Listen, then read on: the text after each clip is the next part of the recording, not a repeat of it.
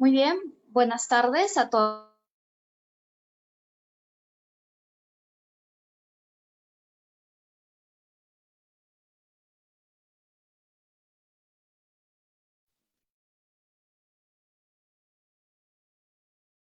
Criminología, criminalística y peritajes forenses, que da parte del consorcio internacional CICAP Te Capacita.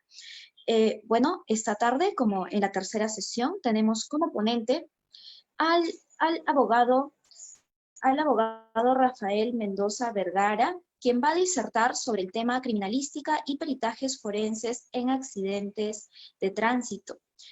Antes de iniciar con la ponencia, voy a dar lectura a la hoja de vida del ponente que tenemos esta tarde. Bueno, el ponente es abogado, especialista en Derecho Administrativo, tecnólogo en investigación de accidentes de tránsito, técnico profesional en seguridad vial, docente en normatividad de tránsito y transporte, y cuenta con una experiencia de más de 18 años en el ámbito de tránsito y transporte. Doctor, es un honor tenerlo esta tarde como ponente. Sin más preámbulo alguno, le cedo el uso de la palabra para que dé inicio a su disertación. Muchas gracias. Es un placer para mí estar acompañándolo el día de hoy en este importante evento que ha tenido bastante acogida por lo que he visto en el movimiento de las redes sociales. Hay bastante gente expectante con el tema del central del evento de capacitación. Muy complacido con la invitación que recibí por parte de ustedes para disertar en el tema de investigación de accidentes de tránsito. Y pues a continuación voy a compartir con ustedes un poco sobre lo que es la experiencia que tiene que ver con el área de criminalística y peritaje forense en accidentes de tránsito. Bueno, como primera medida, me gustaría, yo sé que ustedes quizás ya cuentan con un poco de conocimientos básicos respecto de la criminalística, sin embargo, me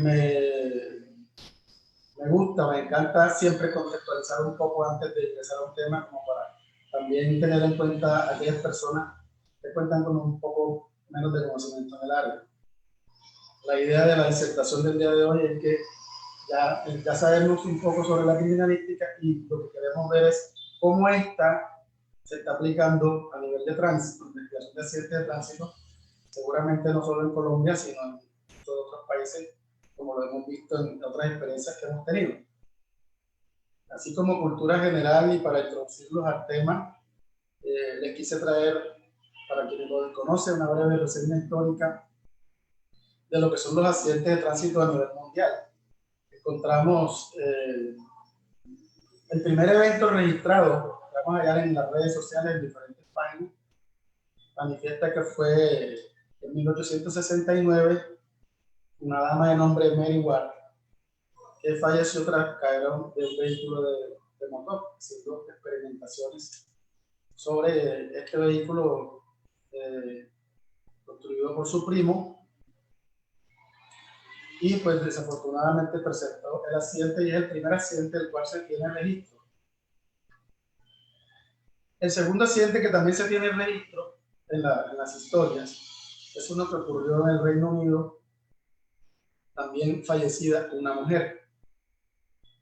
Esta mujer era madre de 2 hijos, al parecer caminaba con su hija y una amiga, fue atropellada por un vehículo a una velocidad muy baja, según lo registra la historia, de 7 kilómetros por hora, pero para ese entonces eran velocidades altas. Según la historia, en lo que tengo conocimiento, incluso los primeros comparendos por exceso de velocidad se daban porque la velocidad estaba regulada a 3.6 kilómetros por hora y el vehículo iba a 13 kilómetros por hora, cosa que para nosotros hoy día es algo insignificante, pero entendamos que eran los inicios de este tema, ¿no? ¿Qué cosas me gusta destacar de este tema? Y por eso lo coloco como introducción. Primero, la investigación solo duró 6 horas. ¿Sí? Hoy en día nos tardamos varios días solo recogiendo información, más los otros días que nos llevamos haciendo trabajo de gabinete o de laboratorio, como lo quieran llamar. Solamente recogiendo información gasta unos días, mientras que en ese momento solo 6 horas y dieron un veredicto sobre muerte accidental y no hubo ningún procesamiento legal contra el conductor. Esas situaciones son importantes de resaltar y por eso me gusta contextualizar desde acá. Hoy en día, por lo menos en Colombia, ya no es tan sencillo como que no vamos a procesar porque hubo un accidente. Independientemente de si hubo accidente o no, se verifica si ese accidente fue por negligencia, por imprudencia, bueno, y otros temas que están dentro del ordenamiento jurídico que pueden permitir, a pesar de no tener la intención, de tener una responsabilidad, mientras que en aquel momento no era así. Se manifestó, según ellos, que eso nunca más volvería a pasar, pero la realidad de hoy nos muestra que prácticamente tenemos una pandemia a nivel de accidentalidad, puesto que en muchos países es la primera causa de muerte, los muertos por accidente de tránsito. Para nosotros en Colombia, la definición de accidente de tránsito es muy importante conocerla, es la que les presento en pantalla, puesto que una vez se conoce de un hecho o llega a tu oficina un hecho, el primer elemento que debemos verificar es si ese hecho efectivamente se trata de un accidente de tránsito o se trata de otro tipo de accidente. Entonces nosotros debemos manejar perfectamente, los que somos peritos o la fuerza pública que trabaja en esta área de reconstrucción, primero debe conocer si lo que se presentó como hecho verdaderamente corresponde a un accidente. Y pues nuestro concepto de accidente de tránsito está ya un poquito quedado en el tiempo, puesto que nuestra normatividad, nuestro código es del 2002 y ya hemos tenido eventos, no muy seguidos, pero eventos que nos han permitido pensar que ya es hora de que el concepto cambie. De hecho, se ha creado un debate a nivel de seguridad vial, yo creo que mundial, sobre si es un accidente o un siniestro, bueno, etcétera. Ese tipo de cosas ya toca mirar cómo la norma se actualiza para que más eventos, porque sí estamos de acuerdo que son eventos, más eventos que hoy en día pudieran estarse quedando por fuera de ser tenidos en cuenta como un accidente de tránsito, no están siendo tenidos en cuenta, a la redundancia, puesto que no se cumplen los preceptos de nuestro concepto legal, que dice, entre otras cosas, por eso tengo subrayada la palabra en rojo, que este evento debe ser generado por al menos un vehículo en movimiento. Entonces esto ya le cierra un poco la puerta a otros temas. Además va en contravía de lo que vamos a ver ahorita en respecto a la disertación, que tiene que ver con los elementos que intervienen en el tránsito. Al decir que solamente debe ser generado por al menos un vehículo en movimiento, estamos dejando por fuera los otros elementos como la vía y el factor humano que también pueden generar eventos. Entonces, ese es el concepto que se maneja. Una vez el perito o el investigador reconoce que lo que tiene enfrente o lo que tiene en su despacho es un accidente de tránsito, posteriormente yo recomiendo verificar estas 3 cosas. Primero, ¿cuál fue la gravedad de ese evento? Sí, para nosotros en Colombia está dividido en 3, con muertos, con lesionados y solo daños.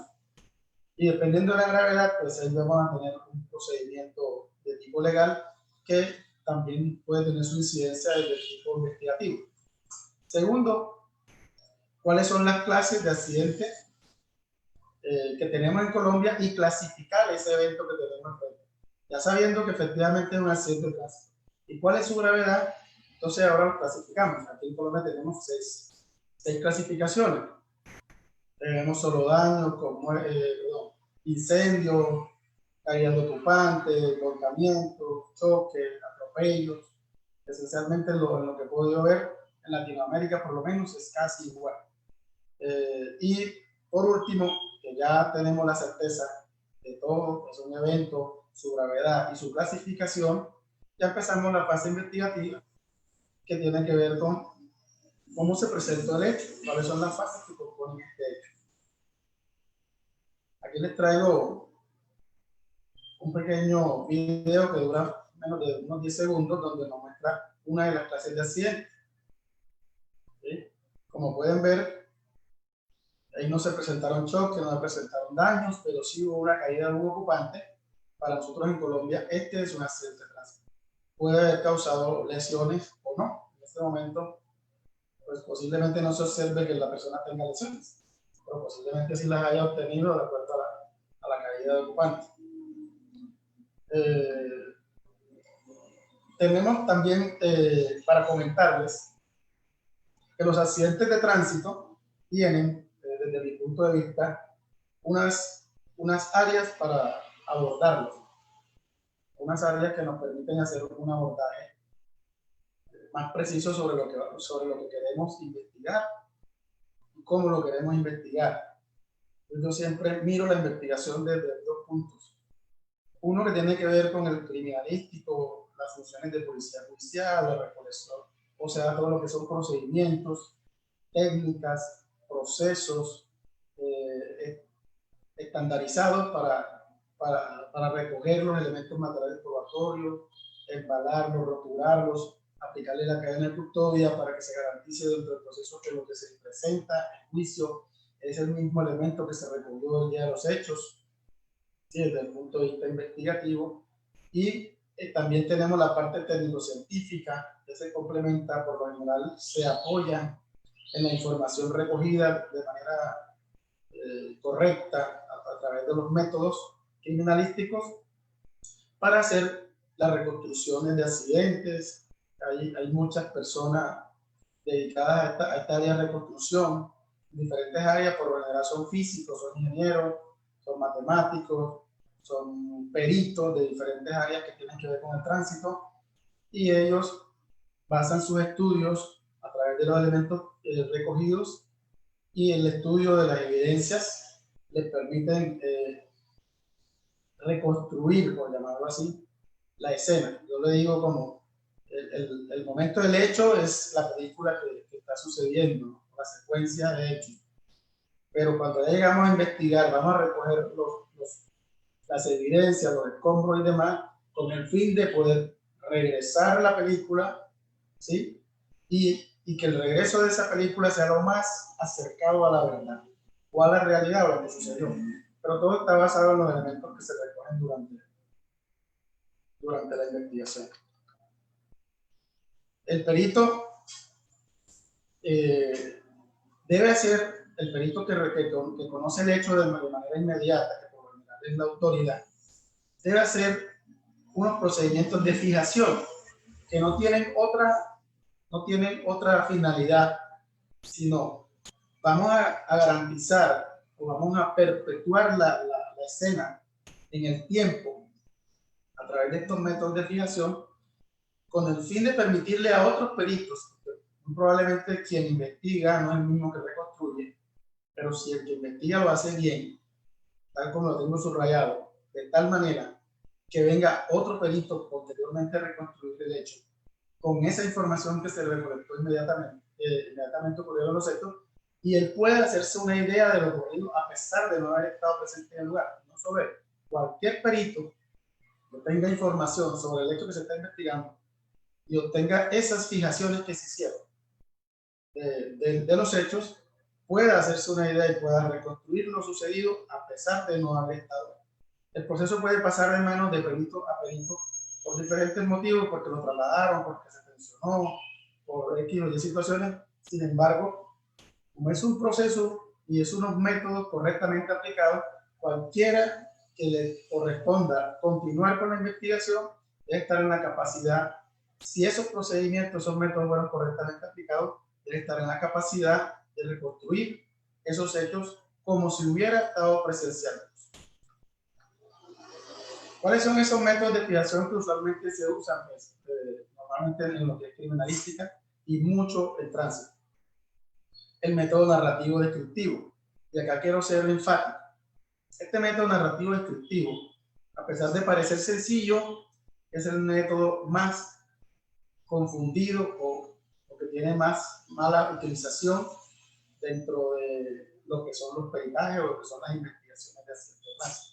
porque usualmente el perito, el investigador, confunde el método narrativo descriptivo con una entrevista, por ejemplo, o con la narración de los hechos que se encuentra en el informe ejecutivo o en el informe que se coloca en el fiscal o en el acta de inspección del cadáver, que son documentos que llevan consigo una narración de los hechos.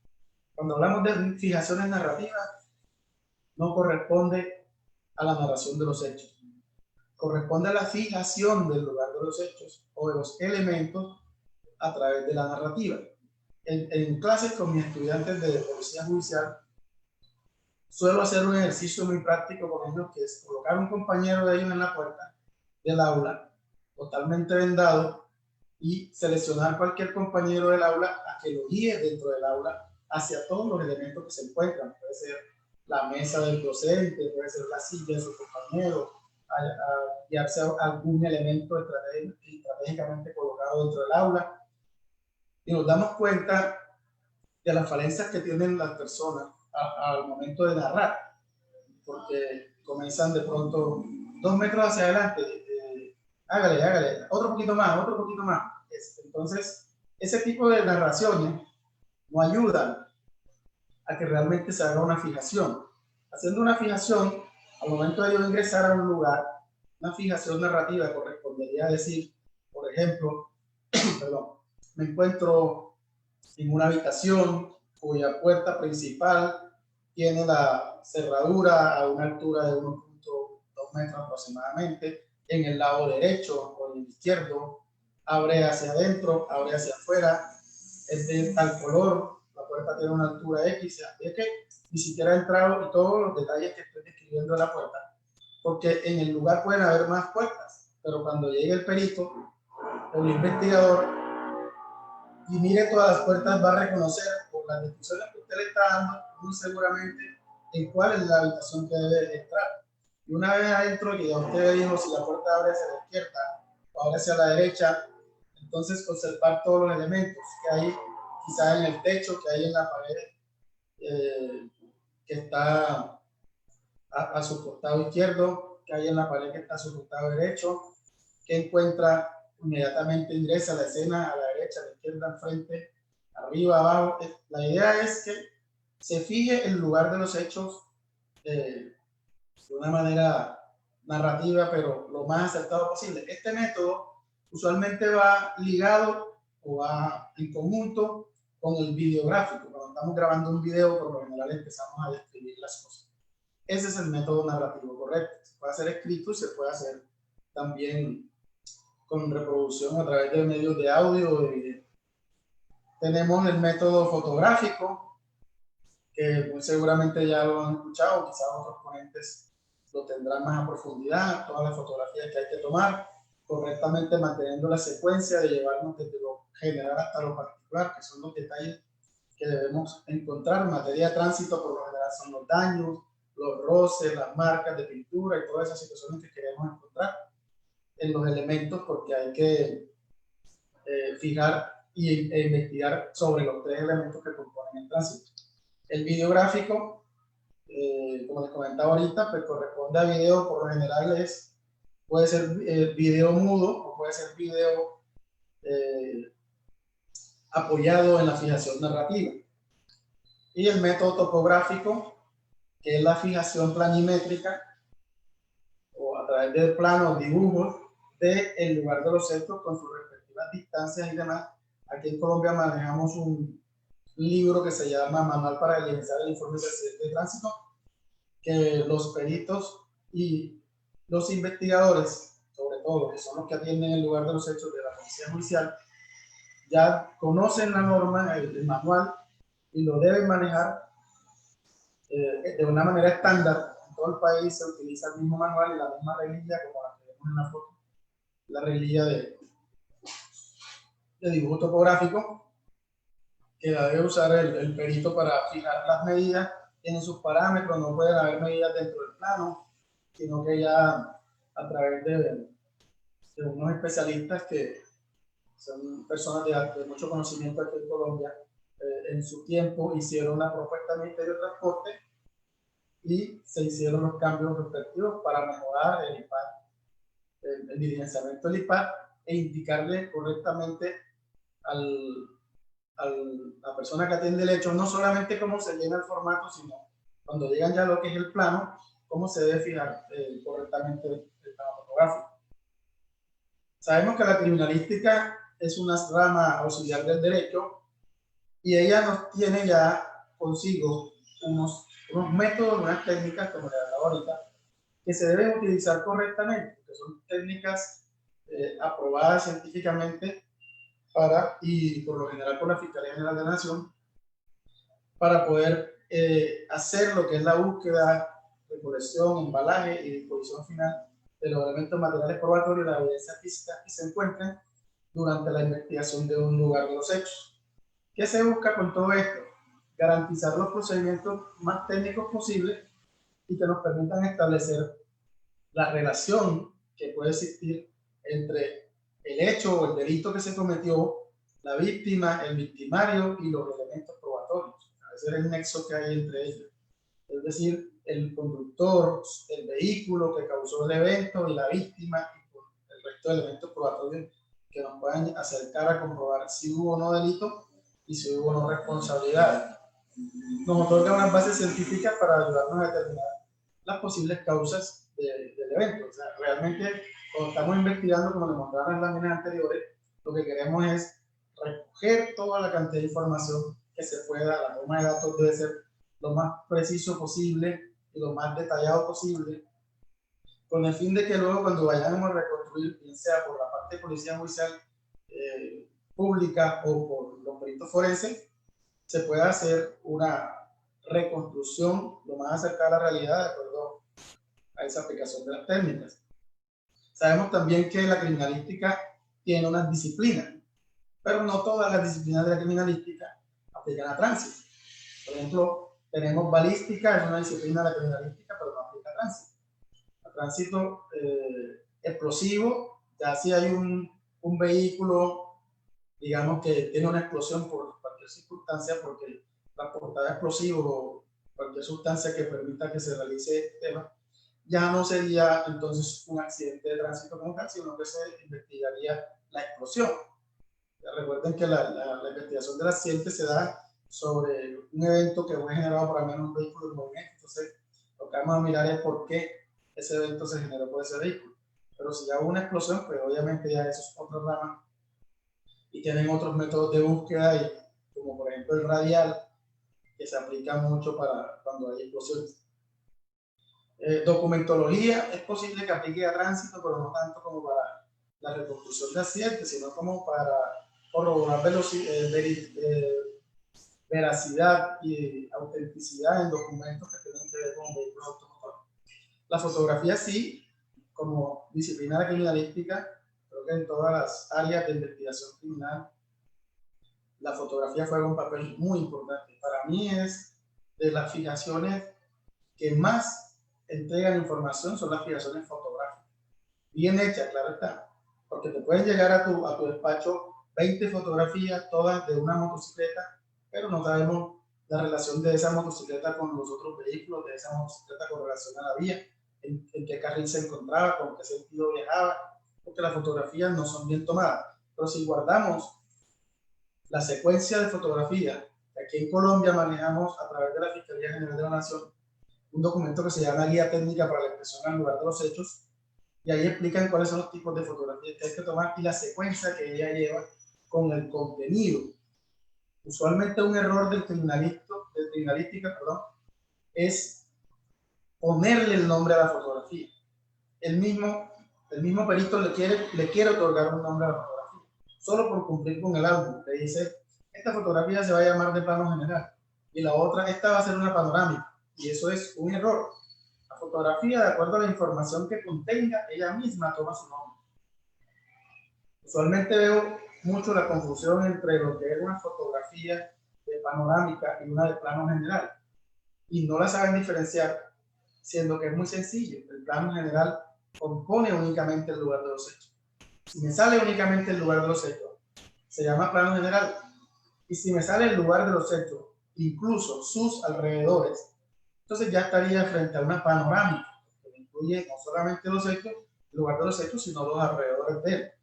Este concepto, al parecer, algunos peritos fotógrafos o peritos investigadores no lo tienen claro y ellos mismos le otorgan el nombre a la fotografía. Dos fotografías muy similares que contienen prácticamente la misma información a nivel interno, ellos las llaman, le colocan nombres diferentes solo por cumplir con la secuencia fotográfica del álbum, cosa que es un error.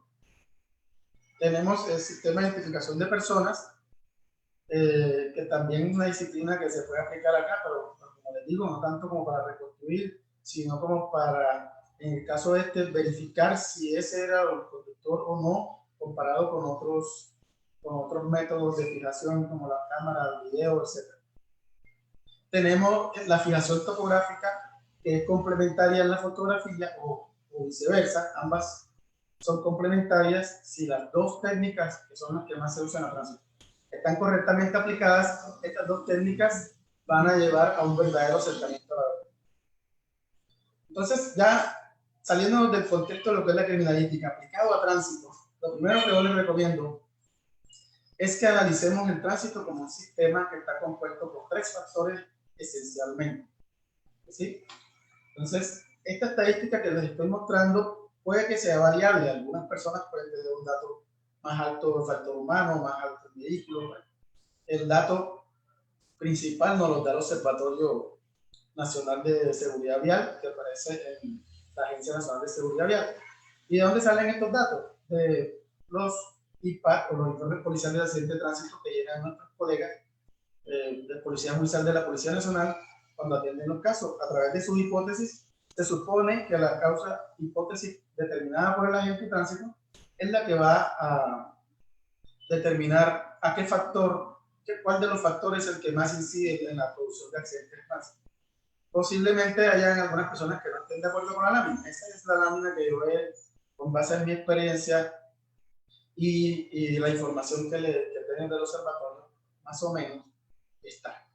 Como es una estadística, le digo, no necesariamente tiene que ser estándar. Usualmente seguro ustedes pueden asistir a una capacitación donde demuestren que el mínimo 85, 180 o 90. Eso no es, digamos, camisa de fuerza que tiene que ser igualito en todas las formaciones, pero sí es muy similar. Siempre el factor humano es el que mayor eventos causa, el vehículo es el que está en términos medios y la vía por último. Tengo asociada la autoridad ahí al lado porque desafortunadamente también hay eventos causados por la autoridad, en el sentido de que colocan puestos de control en lugares no adecuados, realizan las señales de pare de manera intempestiva y eso termina afectando la accidentalidad porque crean eventos ellos mismos en su mala intervención al tránsito. En la vía también algunos colegas ya están de acuerdo y yo también estoy de acuerdo con ellos que ya debería llamarse más bien factor ambiente, porque no solamente la vía por sí sola con relación a los componentes de ella, sino a lo que es el humo, la niebla y demás. Y el vehículo, por lo general, está en segundo lugar. Sin embargo, yo considero que es hora como de que le demos otra mirada a estos factores, en el sentido de que sí es cierto que existen, pero también es cierto que el vehículo por sí solo, por ejemplo, no se va a hacer mantenimiento. Entonces, la responsabilidad, aunque sea por negligencia, cuando el evento es causado por un vehículo, debería ser del factor humano. Y lo mismo cuando el factor vía tiene problemas por el tema de mal estado y demás, la vía no se puede arreglar solo. Entonces, en última, es responsabilidad de un humano que no hizo su tarea a tiempo. Ahora, ya conociendo estos factores que intervienen en el tránsito, vamos a analizarlos entonces de manera individual. Primero, el factor humano. ¿Qué vamos a buscar cuando estamos investigando un hecho de tránsito en materia criminalística? Primero, vamos a tener en cuenta que sobre estos factores, cada uno de los tres, hay unos riesgos que hacen que se produzcan los accidentes a raíz de ellos.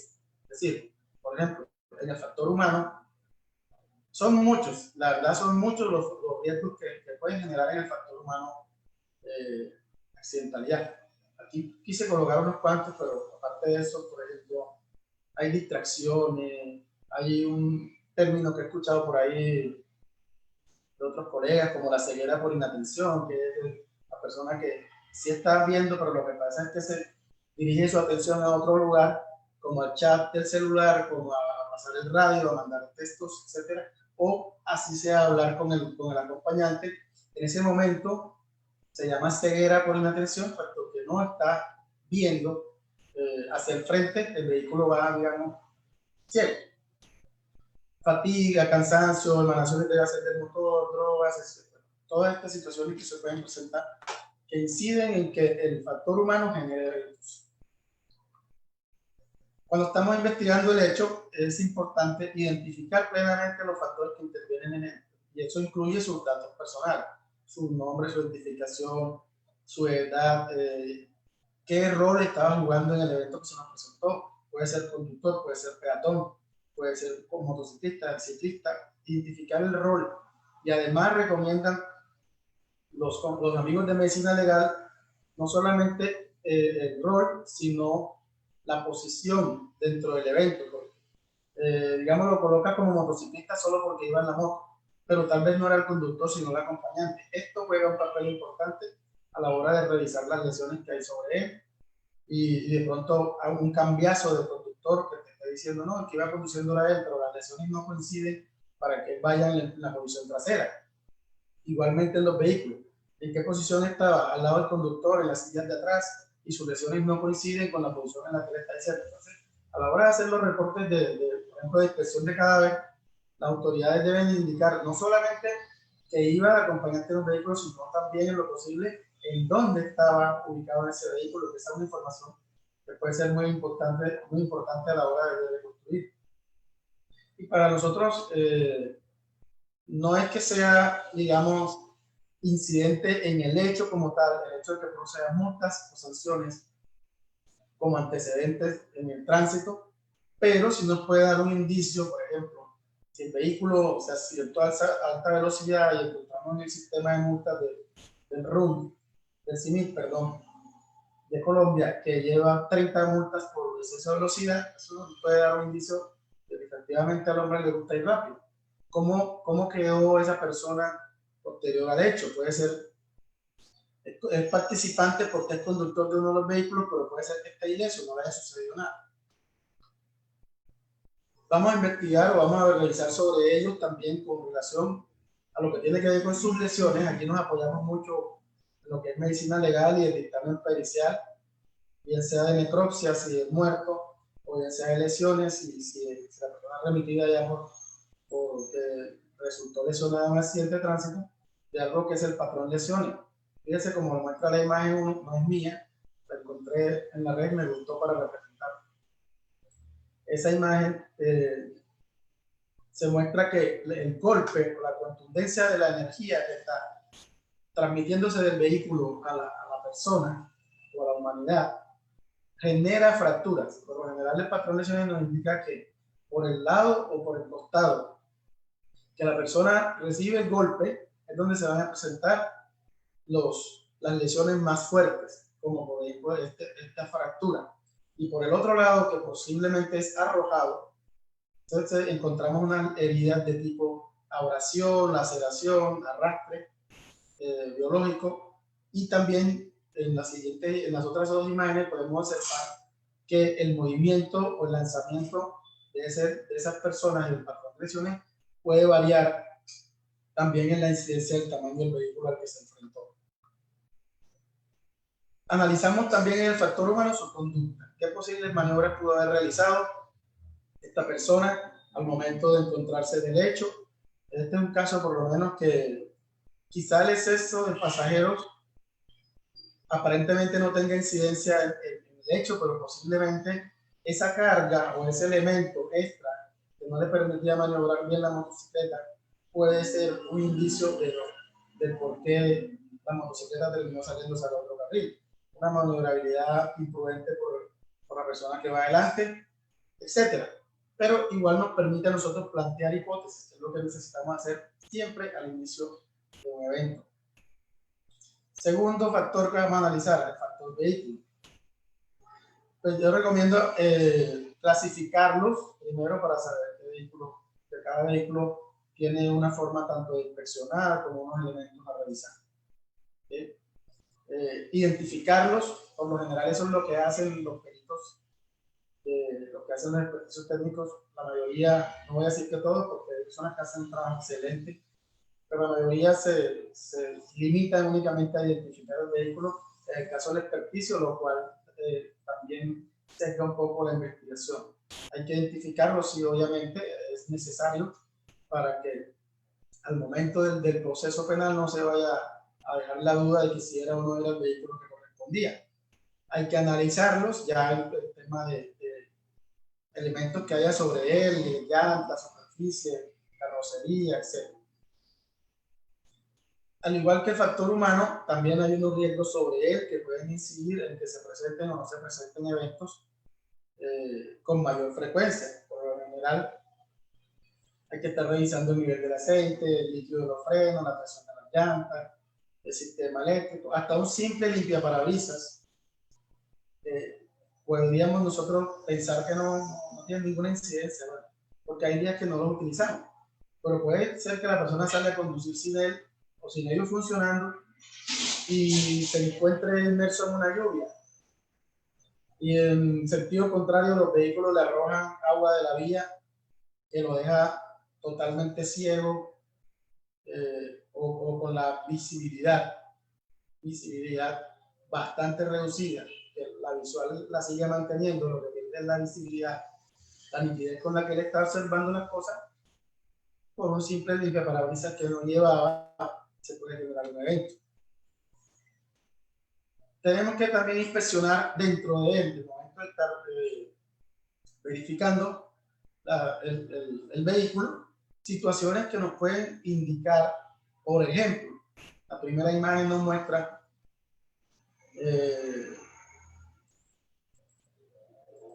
nos está mostrando la posición final de la barra de los cambios posterior al evento. ¿Sí? Yo aquí hice una representación y nos indica que la barra de los cambios se encuentra en quinta, el neutro debería estar por lo menos así. Entonces podríamos cotejar con un interrogatorio a iniciado que se ve el conductor, por ejemplo, donde él manifiesta, por ejemplo, que él iba a 30 kilómetros por hora. Entonces, ¿será verdad que usted puede conducir en la quinta velocidad y llevar la barra de los cambios en quinta y trasladarse a 30? Eso ya le permite a usted corroborar información dentro de la investigación para reforzar o refutar algo que alguien está diciendo. En la segunda imagen podemos ver, por ejemplo, la posición de la silla. También es importante establecer, ojalá, estas distancias y estas inclinaciones, porque esto nos puede indicar, por ejemplo, desde donde está sentada la persona hasta el lugar donde se encuentran los pedales. Si la persona que estaba sentada aquí es de estatura alta, por ejemplo, 1,90, 2 metros, y quien se está presentando como conductor dentro de la investigación es, no sé, 1,60, podríamos mirar, efectivamente, la distancia de su pierna no le va a dar para llegar hasta donde esté los pedales. Es posible que no aplique en todos los casos, pero tenemos estaturas promedio. Pero lo que les quiero indicar es que es importante tener en cuenta estos detalles. La posición de los espejos, y con solo poderse sentar en la silla, poder verificar la posición de los espejos, si está bien ubicada, nosotros podríamos verificar si efectivamente corresponde o indicarnos a la persona que se está haciendo pasar por el conductor. Si llevaba o no llevaba el cinturón de seguridad al momento de los hechos, es importante también tomar estas fotografías. Yo recomiendo que tomen todas las fotografías que quieran y luego, cuando ya se encuentren en el laboratorio, analizarlas de manera independiente, con detalle y con calma, para que puedan encontrar en ellas detalles que les van a sorprender. Por ejemplo, este caso, en el momento de la inspección se tomaron las fotografías y después pudimos observar, por ejemplo, que quien se accidentó, que viajaba como acompañante en esta silla, no usaba el cinturón de seguridad. Muy a pesar que dentro de la investigación se diga que sí. Acá no lo usa y se observa el cinturón abrochado en la silla del conductor, puesto que estos vehículos de gama alta muchas veces no permiten que se puedan arrancar, encender, o hacen mucho ruido indicando que deben de colocar el cinturón. Entonces las personas lo colocan lo sellan en la parte de atrás para no usarlo, y ahí quedó la evidencia de eso. Además de que vimos en las víctimas el patrón de lesiones, que nos pueden indicar cosas también.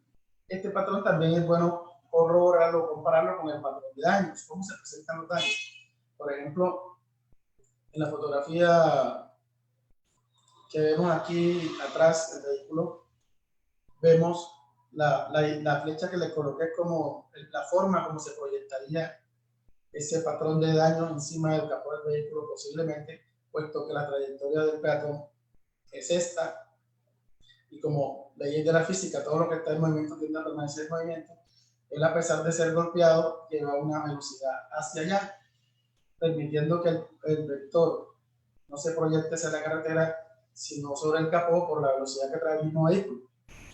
Entonces, esto nos permitiría también identificar trayectorias comparando el patrón de daño con el patrón de lesiones. Si efectivamente la pierna que tiene fracturada o recibió una fuerza de manera contundente corresponde a la trayectoria que el peatón manifiesta tener. Por ejemplo, cosas como esas.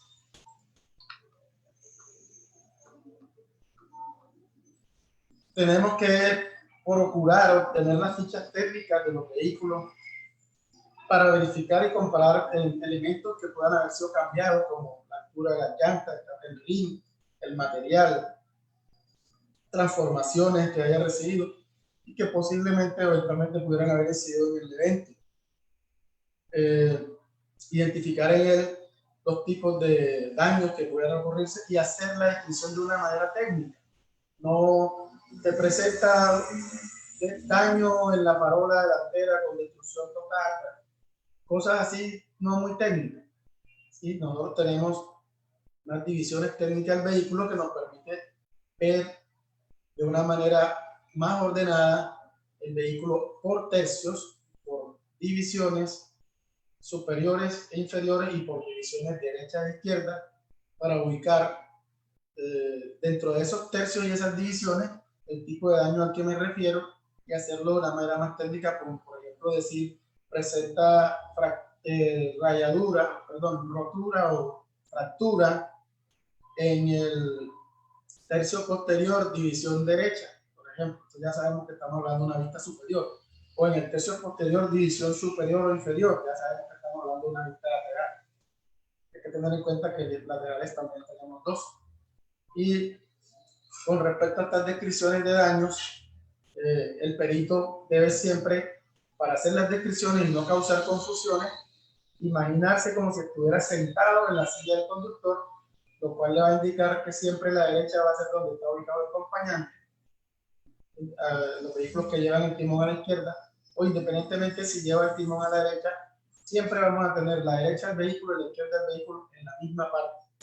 Entonces, al momento que estemos haciendo descripciones desde la parte derecha, el perito que va a investigar también debe saber que va a hacer de cuenta que está sentado en la silla del conductor y la parte derecha le va a quedar hacia el mismo lado, para evitar confusiones, porque si no se hace así, luego el otro perito se coloca de frente al vehículo y la derecha le va a quedar al contrario. Vamos a buscar en el vehículo información, por ejemplo, que nos permita verificar que si aquí estamos aplicando un método de impacto por deformación, por ejemplo. Entonces, ¿qué tan profunda fue la deformación? Hay unos métodos ya físicos que creo que hay algunos compañeros que lo van a hablar en posteriores ponencias, ya más al detalle, más tiempo, fenómenos físicos, pero nosotros tenemos que ir a recoger información que nos permita, por lo menos, si no sabemos aplicar el modelo físico, por lo menos brindárselo al perito que sí lo sabe aplicar, para que pueda tener una comparación, por ejemplo, aquí, entre el vehículo que está bueno y el vehículo que está dañado, cuál es la cantidad de daño que hubo ahí y sacar velocidades a través de esos métodos, de esos modelos físicos. Igualmente como con las motocicletas. Tomar la diferencia del acortamiento entre la distancia entre ejes, información importante que puede servir al perito reconstructor, porque hay fórmulas de modelos físicos que se aplican para saber la diferencia entre la distancia entre ejes original y la distancia entre ejes posterior al impacto. Con esa distancia de acortamiento entre ejes aplicando los modelos físicos se pueden, en algunos casos, porque todos son modelos para casos específicos, quizás hallar la velocidad de impacto de esa motocicleta, pero el perito tiene que por lo menos conocer que este tipo de información es vital para que o él, dentro de su capacitación, u otro perito con mayor capacitación puedan tener aplicar esos modelos físicos. Y por último, como tercer factor, de manera individual, creo que ya estamos un poco sobre el tiempo, el factor vía. El factor vía, igual que los otros factores, tiene unos riesgos encima de él, o que lo afectan, como los huecos, la falta de mantenimiento, condiciones climáticas, que ya les dije al principio, que pues, es un factor más bien llamado ambiente. Las condiciones de iluminación, la cantidad de circulación de animales, la seguridad activa y pasiva, que tienen tanto los vehículos como en este caso las vías, todos estos temas hay que tener en cuenta que pueden ser generadores de riesgo para causar el accidente. ¿Qué más hacemos analizando la vía? Yo recomiendo que si no cuentan de pronto con un dron o algún aparato que les ayude a hacer imágenes aéreas, por lo menos se pueden apoyar con imágenes gratuitas de Google Maps, Google Earth, obviamente verificando que sean actuales, que sean, de pronto la imagen le sale en vía destapada y ya la vía está pavimentada, entonces es una imagen que seguramente no le va a servir, pero en general, viendo las imágenes desde el Google les permite hacerse una idea un poco más real del diseño geométrico de la vía. Por ejemplo, la imagen número 2 tiene una curva muy sutil, que la vemos acá. Seguramente si lo hacemos desde el terreno no nos vamos a dar cuenta. Va a ser muy pequeña y hasta nos va a parecer una recta. Pero ya analizando desde la aplicación nos vemos que tiene una curva. Ubicamos el norte con relación a este plano para podernos orientar y poder orientar sobre lo que estamos proyectando en la investigación de este evento. También tiene la herramienta de medición de la aplicación y digamos que si mido en carretera me va a salir como si fuera una vía recta. Para el caso de radio curvatura tal vez sea muy sutil y no me lo pregunta a ver. Entonces podemos, si manejamos bien la herramienta, podemos apoyarnos también en la herramienta de Google Maps de reglas y medimos por metros o por lo que queramos medir y podemos sacar el radio de curvatura de una vía también apoyándonos con esos elementos. Otras aplicaciones que también me han sido de utilidad como Protector, que por ejemplo para este caso estábamos investigando el lugar de los hechos y nos dimos cuenta que la resolución del tránsito que ordenaba o que autorizaba la circulación de los vehículos por ese sector, le autorizaba hacer ese giro en esa esquina donde hubo un atropello y la persona o en esa intersección y el conductor manifiesta no haber visto al peatón por ninguna parte. Y posiblemente una de las explicaciones para que haya ocurrido este punto ciego o esta situación de ceguera puede ser el tamaño o el grado tan grande de giro que tiene que hacer el conductor. Empezando porque en la vía donde él va viajando es una vía de doble sentido. Y luego estar pendiente a lo que viene en su carril de frente, seguramente a los espejos retrovisores que nadie lo está adelantando y estar sometido a hacer un giro tan grande, pues estas situaciones podrían generar accidentes de tránsito. Y mire que es hasta por la autorización de la utilización de una vía por parte de la autoridad administrativa. Esta herramienta es gratuita y nos sirve para, por ejemplo, dentro de un informe poder recrear este tipo de situaciones que queremos explicar, que tal vez con nuestras palabras no nos hagamos entender suficiente, pero mostrando ya digamos, la representación gráfica nos puede dar una luz superior de lo que queremos mostrar. Acá en otro caso donde también, como vemos, el protector está midiendo el ángulo interno, pero el que yo necesito ver es el ángulo de giro que hizo el bus, en este caso. Entonces, como en esta vía tenemos una línea recta, de aquí hasta acá, haciendo este movimiento circular, tenemos media circunferencia, lo que equivale a 180 grados. Entonces, si le restamos el ángulo que midió la herramienta de 56.9 hasta 180 grados, nos indica que el ángulo de giro que hizo el vehículo fue de 123 puntos grados. Esta aplicación, como nos permite tomar una foto y medir sobre la foto, esta foto yo la saqué de Google Earth, la monté a la aplicación y me permite hacer el dato que queríamos saber. Analizar sobre la vía también, huellas, si tenemos la posibilidad de hacer a ella, pero en general no, los proyectos privados no, solamente los públicos. Pero si tenemos acceso a ella, podemos encontrar información que nos pueda ser importante. Si observamos la imagen, por ejemplo, vemos acá que hay una flecha que nos está mostrando la dirección de una huella frenada, que está un poco más ampliada, pero en este punto donde está la línea roja hay un corte donde se transforma de frenado a arrastre. Y esto hace que haya que hacer unos cálculos diferentes entre el tramo de huella de frenado y el tramo de huella de arrastre. Aplicar modelos físicos diferentes, pero sí es importante. Este caso en particular nos permite saber si yo sé que está en la llanta delantera o que está dejando la huella de frenado. Me permite ubicar el vehículo tal cual, el cuadrado que correspondería al vehículo. En el momento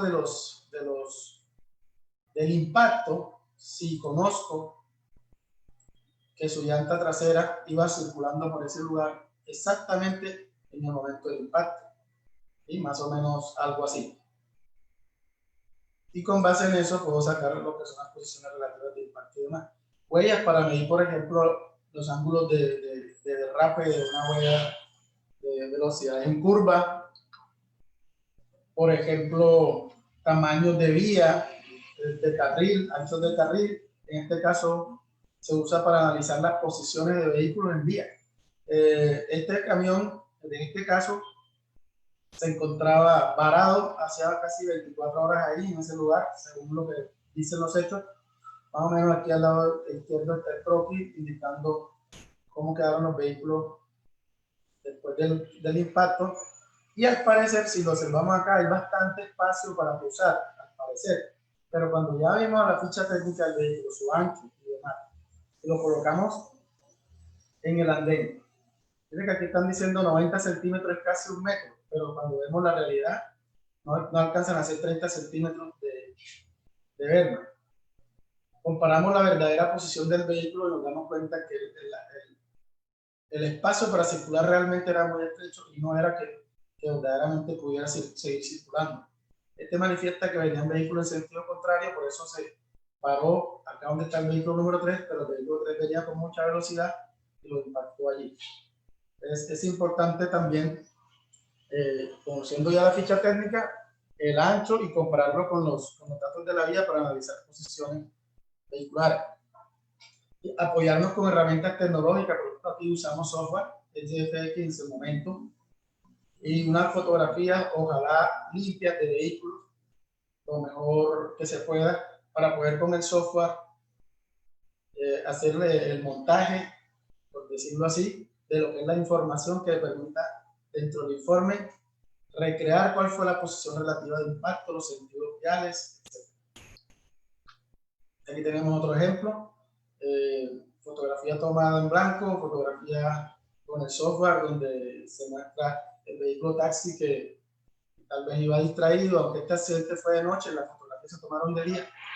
Pero aquí lo que interesaba era recrear que la vía sí estaba señalizada y el taxista tal vez no venía atento porque muchos metros más atrás estaban los hitos tubulares reflectivos indicando que la vía tenía un desvío.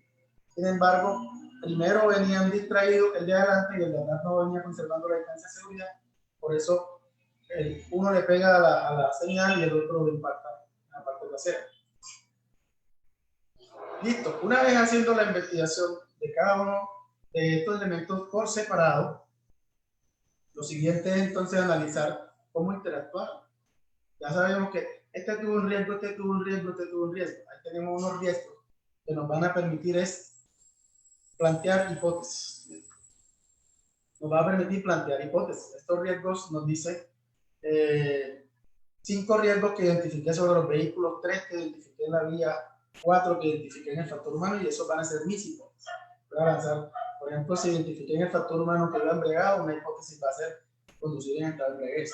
Identifiqué que la vía estaba en mal estado, una hipótesis va a ser vía en mal estado. Y posteriormente a la investigación, analizándola por sus fases, que ya existen las fases para investigar o abordar la investigación de un accidente de tránsito, puedo determinar entonces cuál de esos factores realmente generó el riesgo y lanzar lo que es la teoría del caso.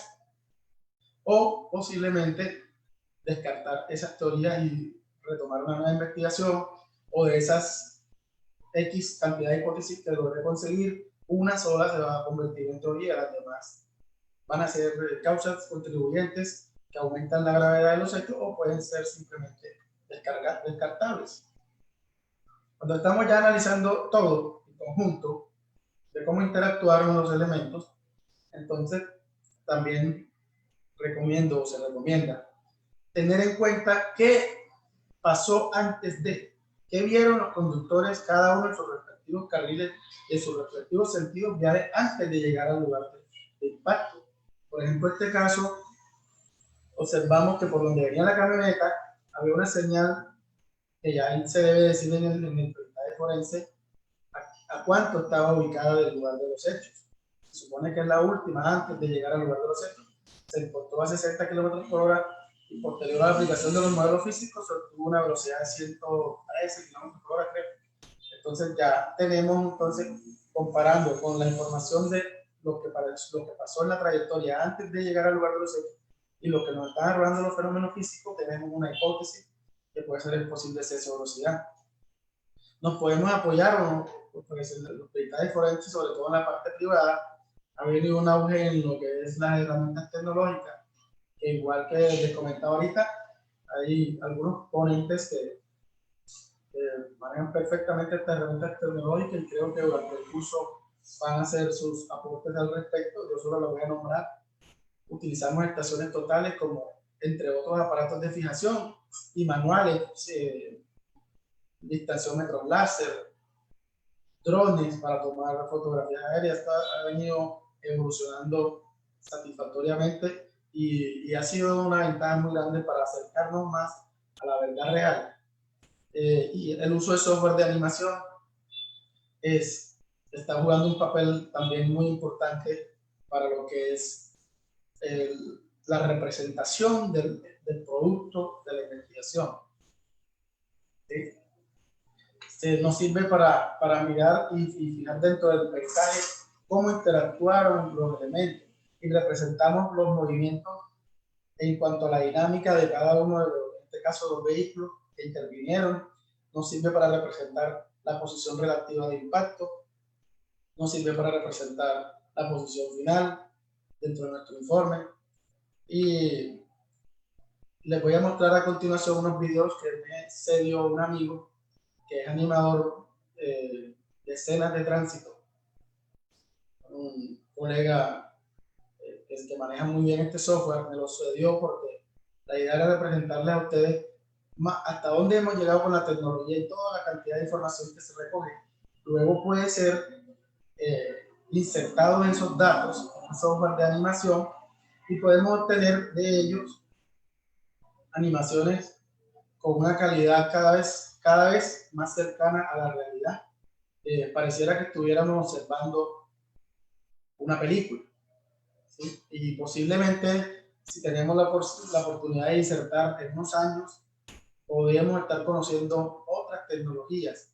Existen variedad de software con los que los peritos nos sentimos más cómodos, unos más para reconstrucción física, otros más para animación de video, dependiendo de lo que el perito quiera. Hay entidades, mi amigo Edwin Remolina, que es un perito reconstructor reconocido aquí en Colombia, que trabaja desde Bogotá, se apoya en diferentes software. En mi caso también me apoyo en diferentes software. Hay peritos que trabajan, se casan con un solo, pero lo que he observado es que ya están tratando de utilizar y apoyarse, complementarse con otro software para poder hacer, por una parte, lo que son las reconstrucciones de datos físicos, que hay algunos software que están más avanzados. Por ejemplo, usted coloca los vehículos y coloca por dónde venían, dónde se impactaron. El software es capaz de decirle que para poder llegar, venir por ahí, impactarse allí y quedar allí, debían haber hecho esto y esto, y el mismo software hace la animación y el mismo software le arroja los datos de velocidades a las cuales debió haber ido para poder haberse ocasionado ese evento. Entonces, una vez analizamos la interacción, entonces nosotros podemos tener ya como tal, el video animatorio por lo general hace parte de un complemento al informe y una ilustración de las conclusiones a las cuales llevamos a cabo por haber hecho todo el análisis de los factores que intervienen en el tránsito y la forma como ellos interactuaron para convertir de nuestra hipótesis al menos una en una teoría suficiente para demostrar los hechos. No es más lo que tenía para disertar el día de hoy. Tengo ya la presentación, la hizo la compañera moderadora.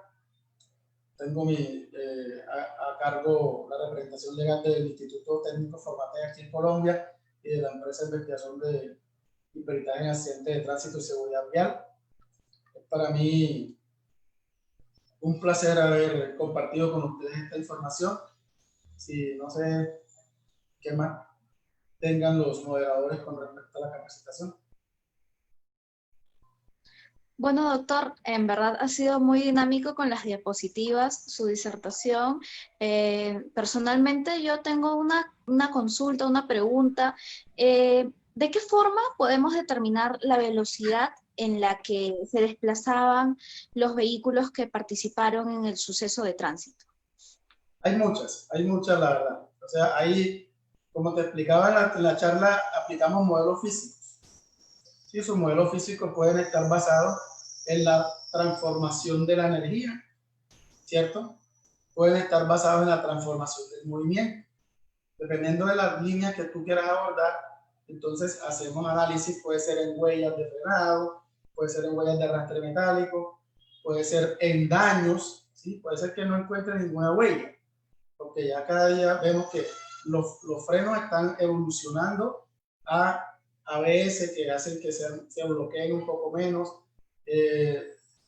Lo que nosotros observamos como huella de frenado realmente es el calentamiento de la banda de rodadura, que una vez se empieza a bloquear la llanta y empieza a calentarse y se deja esa mancha, es porque ya la llanta está caliente, pero no quiere decir que ahí empezó a frenar.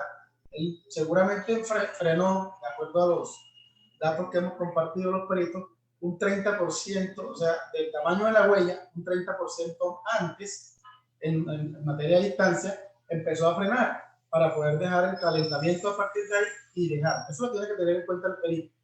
Y el tipo de huella que se deja. No es lo mismo dejar una huella en trayectoria que una huella en frenado, una huella en trabajo, cuando está arrastrando otra cosa, una huella en arrastre metálico o no hay huella. ¿Sí? Hay muchas formas de hallar la velocidad en cuanto a la investigación de accidentes de tránsito. Ok, eso queda claro. Yo tengo una interrogante más, ya con esta sería la última. No sé si alguien también de los participantes se anima a hacer otra pregunta.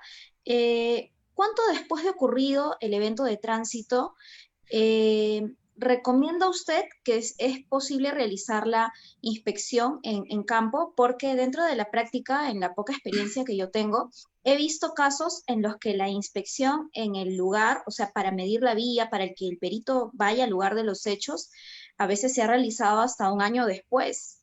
¿Cuánto tiempo después de ocurrido el suceso de tránsito usted recomendaría o dentro de su experiencia cree que es razonable realizar la inspección en el lugar de los hechos, en el lugar donde ocurrió el suceso de tránsito? A ver qué te digo, afortunadamente aparte de ser perito, también soy abogado. Entonces trabajo, digamos, en las dos áreas, la parte técnica, la parte jurídica, y dependiendo conozco, digamos, las fortalezas y debilidades de cada una de las áreas. Entonces, ¿cuál es una debilidad? Recoger elementos, evidencia en la vía, tiempo después de haber ocurrido el hecho. Si vamos un año después, 2 años, porque a veces la gente es muy descuidada y espera, si el proceso tiene 5 años aperturado, esperan cuando van 4,5 para ponerse a correr a hacer cosas. ¿Qué podemos encontrar los peritos después de 4 años y medio en una vía? O en un vehículo que estuvo en unos patios inmovilizados por 4 años y medio porque nadie lo sacó, o que ya fue entregado y se rompió la cadena de custodia. Toda esa información ya no nos va a servir.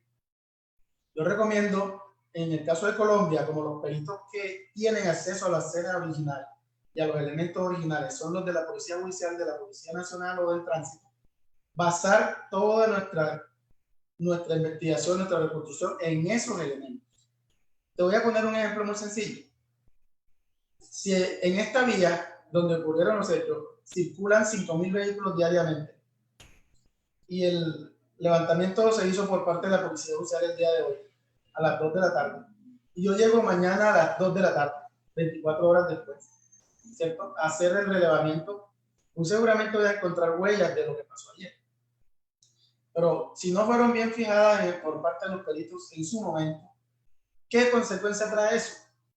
Con solamente yo aportar como abogado el hecho de que pasan 20,000 vehículos diarios, 5,000 vehículos diarios por ahí, ya tú me vas a tener que demostrar en juicio que ninguno de esos 5,000 vehículos que pasó después del hecho dejó esa huella, que efectivamente la dejó el vehículo involucrado en el evento. Además de comparar, obviamente debe existir la comparación entre la huella y el labrado de la llanta, que son cosas que hacen el nexo entre los elementos, las huellas, la víctima y demás. Porque si el labrado de la llanta no corresponde con esa huella que está ahí, vas a perder tu trabajo realizado. Entonces, corresponde a un conjunto que también tiene importancia en la inspección sobre el vehículo para poder verificar que esa información que se tomó en la vía corresponde. Igual en el vehículo. Si el vehículo fue recogido y no fue llevado a un almacén, sino que lo entregaron, se rompió la cadena de custodia por cualquier motivo, entonces ya ¿qué podemos hacer sobre ese vehículo? Si ya lo pudieron arreglar, le pudieron haber causado un daño adicional que no estaba como consecuencia del hecho y no hubo la posibilidad de ver si un daño que tiene el vehículo es como consecuencia del hecho, pero es un daño anterior, ¿sí? Que de pronto se puede observar el óxido, la latonería, pintura, masilla, el que haya sido reparado anteriormente. Después de que se haya roto la cadena de custodia, nada de lo que encontremos con ese vehículo realmente en el proceso va a servir. Entiendo, doctor. Entonces, ya ese peritaje de tránsito o realizar el peritaje ya no sería tan certero o nos alejaría un poco de llegar a determinar la verdad procesal, ¿no? En pocas palabras, es lo que he entendido. Nosotros los criminalísticos usamos mucho el término de que el tiempo que pasa, verdad que huye. Entre más tiempo pasa, más lejos estamos de la verdad. Así es. A ver, voy a fijarme si es que hay alguna otra pregunta por parte del público. Bueno, si alguien desea formular una pregunta, estamos a la espera. Mientras tanto, doctor, agradecerle nuevamente, reiterarle el agradecimiento por parte del Consorcio Internacional CICAP Te Capacita, Capacítate en CICAP, y asimismo hacer llegar el agradecimiento a Focus Creative por quien han sido los encargados de elaborar los flyers para este evento. Bueno, creo que no hay ninguna otra pregunta más, todo ha quedado claro, ha sido muy ilustrativa su ponencia, doctor, yo también ha sido muy entendible. Esperemos que muy pronto tengamos otra oportunidad para disertar sobre estos temas de peritajes de tránsito. Muchas gracias, eso sería todo. Buenas noches con todos los presentes. Bueno, muchas gracias, bendiciones para todos.